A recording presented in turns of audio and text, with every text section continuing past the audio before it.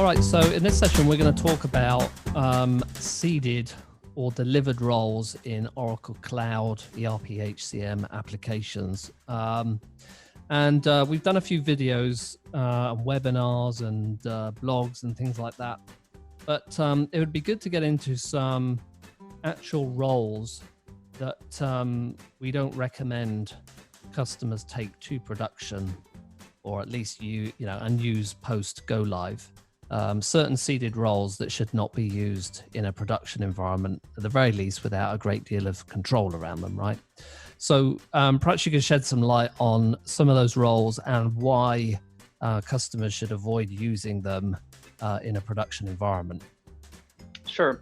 Yeah, there's a lot of roles that they're more implementation roles or highly privileged roles within certain modules that Oracle is built to use to leverage for the conversion process. So if you're looking at a pre-go live state, the conversion weekend and cutover weekend, you need access to things to be able to convert open transactions, open payables invoices, open purchase orders and blanket purchase agreements, those type of things, even item master conversion. Yep. Once you go into production, it's perhaps something that you'd want to give an IT user or a interface user to be able to bring in some of those activities from other systems. But once you've done the conversion, unless you're automating an interface, you're not going to give people the ability to have what we would call blanketly the import type of processes that you would use for conversions in a post go live environment. Inherently, what they do is they bypass the workflow control. So if you have workflow approval processes for purchase orders or payables invoices or suppliers, these import processes that you would use for converting one-time data, open invoices and such, they shouldn't be used in a post-production environment. So I'll just give you some examples of entitlements that have the ability to import, so like import blanket purchase agreement. You would find in procurement manager, procurement contract administrator, integration specialist. Yep. The ability to import invoices, you'd find in general accounting manager, the God role we call application implementation consultant, integration specialist, another one that would be used for kind of those SIs to be able to do conversions on the cutover weekends. Yeah. Importing payables payments would be like AP specialist, AP supervisor, AP payables invoice supervisor. And then two more examples on the supplier side, supplier administrator's ability to import suppliers and bank accounts, supplier manager, the AIC role, the integration specialist role, and then financial supply chain manufacturing application administrator. And then the last example, import purchase orders, would be something that was found we've found in procurement manager or procurement contract administrator. Okay.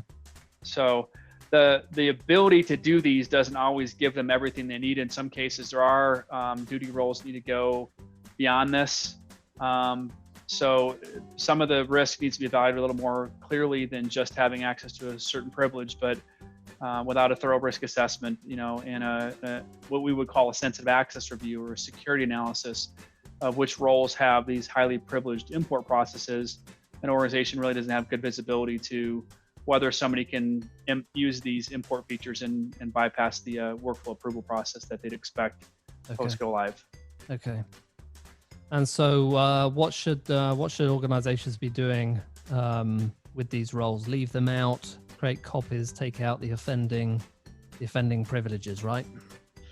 Yeah, the number one thing that the organization needs to do is think about what a post go live security profile looks like, and we would argue that these highly privileged roles with import capabilities should not be used at all, because you really can't effectively put controls in place.